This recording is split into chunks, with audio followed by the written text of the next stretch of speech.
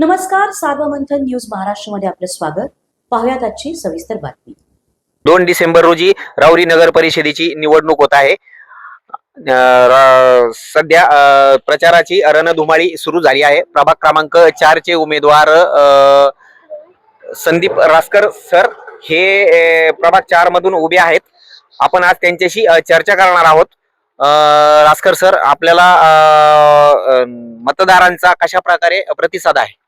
मतदारांचा अतिशय उत्तम अशा प्रकारचा प्रतिसाद मला आहे. त्या अगोदर तुम्ही मला एक प्रश्न केला होता की तुम्हाला नगरसेवक होण्याची म्हणजे का वाटलं असं, तर मला त्याबद्दल एक सांगूशी वाटते की रोळलेल्या वाटेने जाणारे अनेक जण असतात.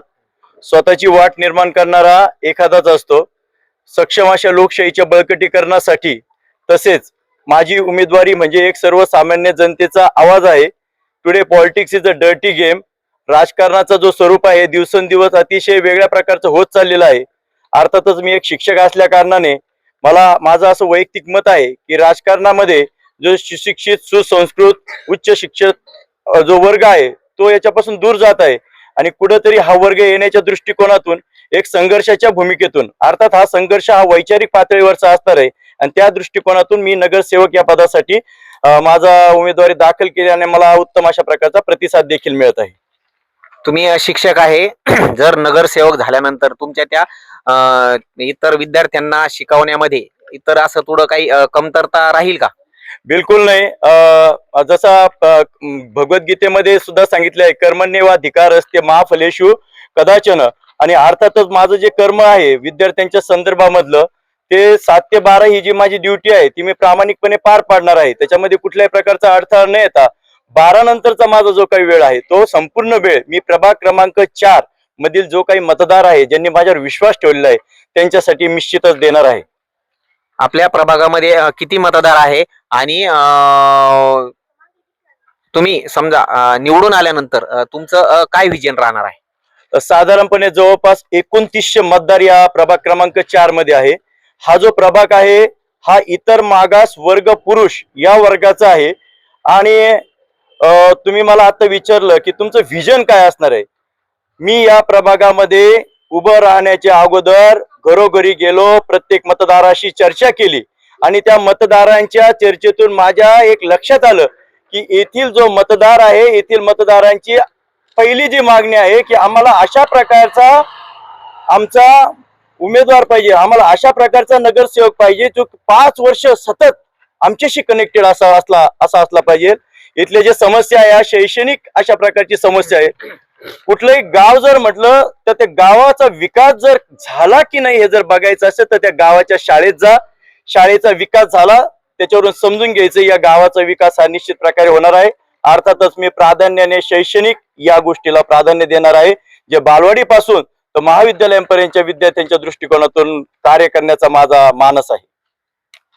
तुम्हाला प्रस्थापितांसमोर आणि प्रभाग 4 मध्येच का उभं राहूशी वाटलं? प्रभाग क्रमांक 4 हा माझा बालपण इथे गेलेला आहे. बरेच जण म्हणतात की याचा बालेकिल्ला त्याचा बालेकिल्ला, पण हा जो बालेकिल्ला म्हणण्यापेक्षा आपलं बालपण गेलेलं आहे. आणि अनिलराव, मी या ठिकाणी तुम्ही माझी मुलाखत घेत आहे त्या दृष्टिकोनातून सांगतो की तुम्ही आणि मी आपण दोघांनी देखील या प्रभाग क्रमांक 4 मध्ये अक्षरशः डोक्यावर पाठी घेऊन पाव विकलेले आहे. आणि या प्रभाग क्रमांक 4 मध्ये माझं स्वतःच जन्म झालेला आहे. या ठिकाणचे जे मतदार आहे घराघरातल्या लोकांच्या समस्यांची मला जाणीव आहे आणि त्या दृष्टिकोनातून ओबीसी पुरुष प्रवर्गासाठी योगायोगाने ही जागा असल्या कारणाने मी प्रभाग क्रमांक 4 मधून उमेदवारी करण्याचा निश्चय केला होता.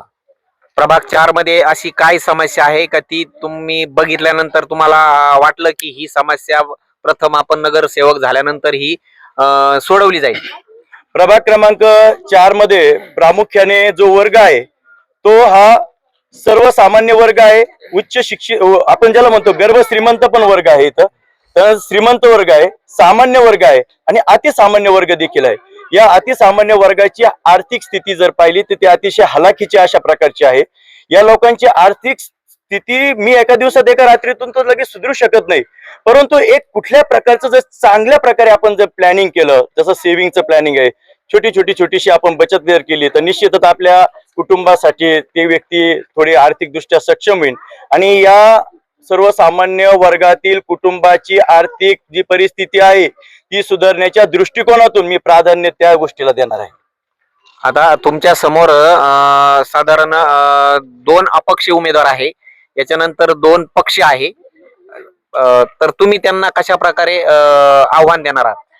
लोकशाहीच्या दृष्टिकोनातून प्रत्येक व्यक्तीला निवडणुकीला सामोरे जाण्याचं, निवडणुकीला उभं राहण्याचा त्याचा तो हक्क आहे, त्यांचा तो अधिकार आहे. माझ्या समोरचे जे उमेदवार आहे ते देखील प्रयत्न करत राहणार आहे की आपण सुद्धा एक चांगल्या प्रकारे नागरिकांमध्ये जाऊन उमेदवारी करू शकतो. तर मी त्यांच्याकडे फोकस करण्याऐवजी मला नेमकं या प्रभागातील लोकांसाठी काय काय करता येईल, मला कोणती जबाबदारी घेता येईल, मी या प्रभागामध्ये जबाबदारी घेण्यासाठी उभं राहिलेलो आहे. त्या दृष्टिकोनातून माझा फोकस फक्त येथे प्रभागातील समस्या सोडवण्याकडे असणार आहे. तुम्ही मतदारांना आणि प्रभाग 4 मधील नागरिकांना काय आव्हान करणार आहात? मी मतदारांना आणि प्रभाग 4 मधील जे नागरिक आहेत त्यांना आवाहन करणार आहे या निवडणुकीच्या निमित्ताने की तुम्ही कुठल्याही प्रकारच्या भूलथापींना बळी न पडता एक डोळसपणे, एक विचारपूर्वक जे काही आपल्याला उमेदवार दिले आहे त्या उमेदवारांची पाहणी करा. त्या उमेदवार आपल्याला प्रभागाला कोणता उमेदवार न्याय देऊ शकतो, आपल्या समस्या सोडवण्यासाठी कोणता उमेदवार सक्षम आहे, कोणता उमेदवार आपले प्रश्न राहुरी नगर परिषदेमध्ये ठासून ते सांगू शकतो, त्या प्रश्नांची सोडवणूक करू शकतो. या दृष्टिकोनातून तुम्ही विचारपूर्वक मला या ठिकाणी मतदान करणारच आहेत. तर तुम्ही मतदान करताना विचारपूर्वक करा, हे मी या दृष्टिकोनातून तुम्हाला सांगू शकतो. निश्चितच सर, आपण मतदारांनाही आव्हान केलेलं आहे. आपलं व्हिजन ही चांगलं आहे. आपण छान प्रकारे जनतेला संदेश दिला आहे की सर्वसामान्य कुटुंबातील नगरसेवक झाल्यानंतर काय होऊ शकतं. सार्वमंथन न्यूज महाराष्ट्र, राहुरी, अहिल्यानगर. सार्वमंथन न्यूज महाराष्ट्राला लाईक करा, शेअर करा, सबस्क्राईब करा.